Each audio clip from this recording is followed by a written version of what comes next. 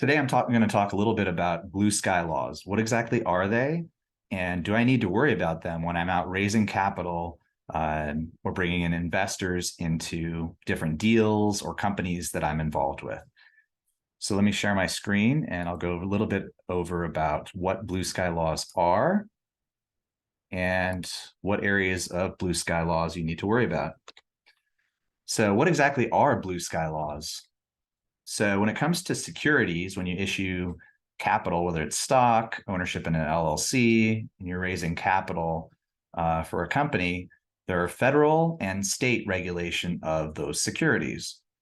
On the federal level, you have the Securities Act and the SEC.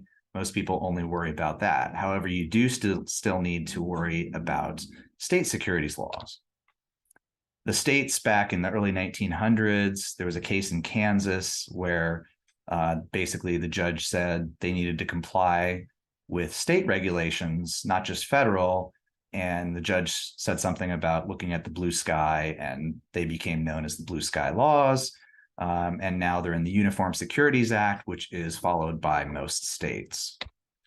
That's where the term came from, and it basically refers to state securities regulations.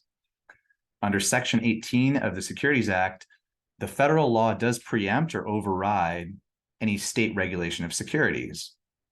So if you've heard from another attorney, hey, you don't have to worry about blue sky filings because federal law overrides states. Well, yes, to some extent. However, you have to look at actual language of Section 18. And Section 18 basically talks about that the states cannot regulate any covered security, whether forcing you to register it or qualify those securities in the state if it's a covered security.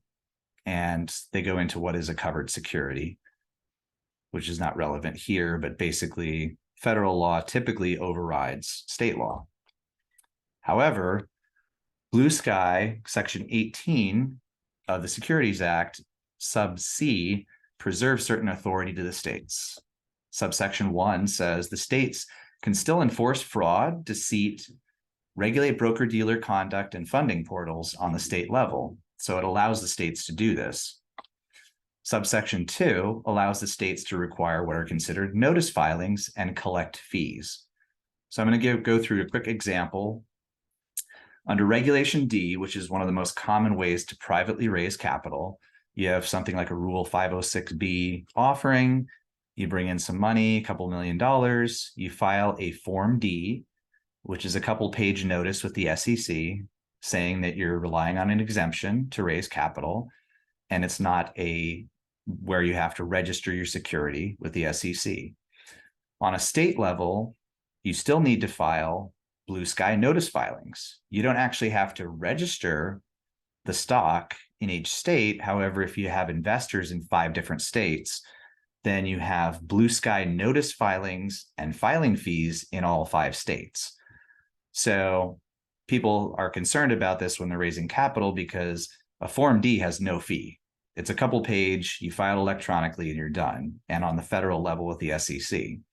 However, each state has their own filing fee schedule and very short notice filings where you give the state notice that you brought in money from investors in that state. Filing fees can range from $0 to several $100s per state. And I've seen these be anywhere from $0, $300 for blue sky filings, all the way up to $10,000 or more, depending on how many investors, where they're located, how many states are involved. So the costs for just the filing fees can add up. However, to be compliant, you do need to do those filings and pay those fees. The states have the power to basically stop you from raising capital in those states, give their investors the right to get their money back, plus interest, come after you for all kinds of things. So you still do need to comply with blue sky notice filings. So even when you're out raising capital and federal law typically overrides state law, and you've done what you need to with the SEC, you still have to look at what are my requirements for notice filings with each state under the blue sky laws. So hopefully that answers some of your questions. Feel free to contact me anytime if you have other questions. And thank you for watching.